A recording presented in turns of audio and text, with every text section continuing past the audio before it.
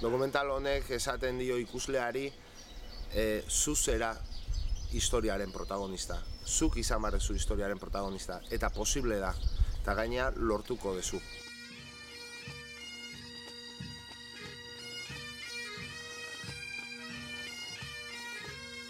Hau sortzen da nazioen mundutik, Idiazabalgo herri mugimendu bat, bake prozesu bat puskatzen den aldiro sortzen den etxipen sozialari aurre egiteko asmotan, behaiek elkartzen hasten dira, Idiazabalgo herri txikian, 2000 biztanleko herrian. Eta lortzen dute adostasun puntu batea iristea, eta da erabakitze eskubidea daukagula euskaldunok. Egoera prepolitiko bat. Hortik aurrera, bakoitza bere proiektu aukiko du.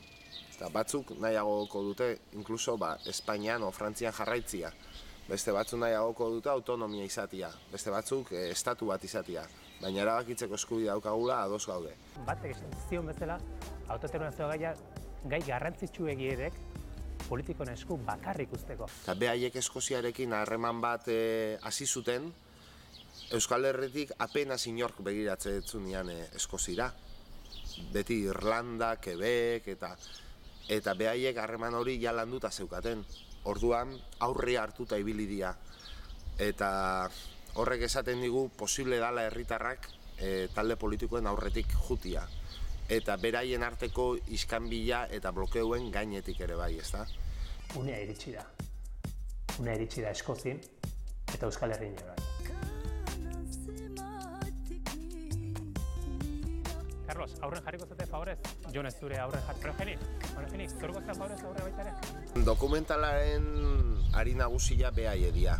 Jendea arrunta, gu bezalako jendia, eta sentitzen dute responsabilidade bat, kaleko jendeak zerbait behar degula, herri hau beste egoera batera eramateko. Eta ezin gehala hon, diferente pentsatzen degulako, elkarri bizkarra emanez bizitzen, ezta? Hortan nahi ginala, hasi zian gertatzen, denok ikusi ditugun gertakizun politiko importante hauek danak, ezta? Batetik Bruselasko adierazpena, Gernikako akordioa, Aieteko adierazpena, etaren behin betiko zuetena, eta hori dana. Orduan gauza horiek gertatzen hasi zianean, hasi ginen jotzen horren atzian zeuden personaje importante batzuen gana. Eta pixka bat nazioen munduaren pluraltasuna errespetatuz ere bai. Orduan joan ginen Rufi Etxeberrian gana, Juan Jose Ibarretxen gana, Brian Currien gana, Paul Riosen gana, personaje importante izan da, eta beraiekin elkarrizketak egiten hasi ginen, eta beraiei segimiento moduko bat eginaz, ezta? Horrek uste ematen diola dokumentalari balore dokumental bat. Zer gertatu dan hemen jakin ahal izango da dokumentala ikusita, baita 40 urte barru ere. Baina benetako protagonistak Idiazabal da Goierriko herritar xume hoiek dira. Gero suerte handia eduki dugu baita ere, Eskoziak ere pauso historikoak eman ditula eta referendum bat konbokatu dula justu gu tratatzen ari ginen gaiari buruz. Gu Eskozian egon da 2 urtetara. Eta orduan dokumentalaren 2 paisaje nagusiak, Euskal Herria eta Eskozia, hasi ginenetik bukatu dugun arte izugarri aldatu dira eta positibora, ezta? Orduan ematen du guk idatzitako gioi bat izan dela 2 nazioetan gertatu dana ere, eta orduan dana jarri zaigu pare-parian da. Izugarrizko suerti auki dugu. Guk eskaini genien hitza eta leku bat, baina oraindik iraganeko jarreretan bezala daude, eta denbora kontua izango da, erabakitze eskubideari buruz hitz egiteko garaia aiatuko da laizter, eta denek hitz egin beharko dute hori badakigu. Hasiera batean oso zaila ematezun hortik, hola esatearen pelikula entretenido bat egitea Euskal Gatazkaren transfonduakin, eta artia egitea, baina nik uste dut lortu degula. Esan lehike gu gazta usaia jarri diegula.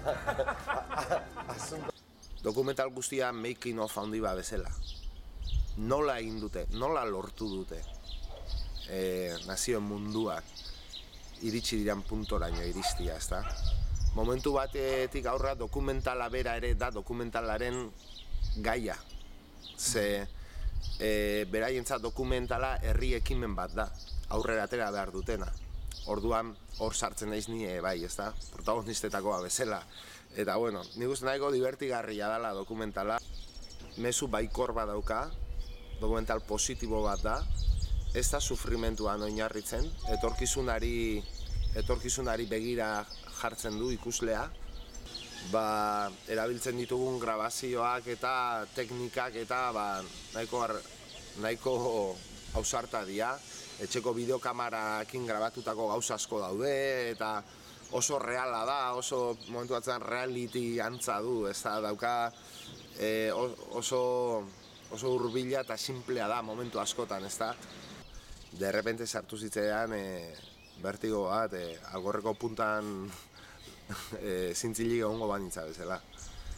Eta estrenuan Vitoria Eugenia beteta, eta zuk badakizu zer datorren momentu oro, memorizakigu dokumentala, eta parre egin behartzan momentutan jendia parre egitezula ikusi genunean, momentu unkigarritan jendia negarri tezula ikuste genunean, eta ja asko lasaitu ginen.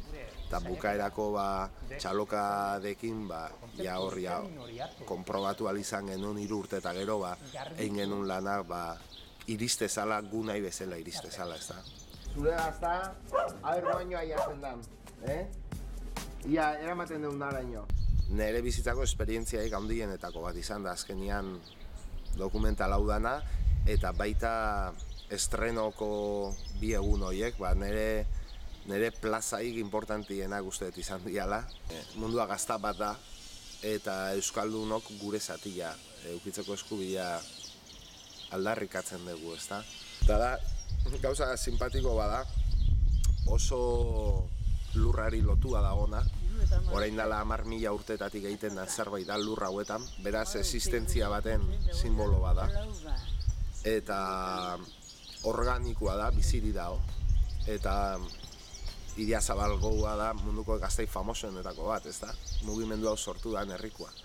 Orduan horregatik hartu genuen gazta zati bat, ez da? Izenburu, simpatiko bat eta humila. Ole,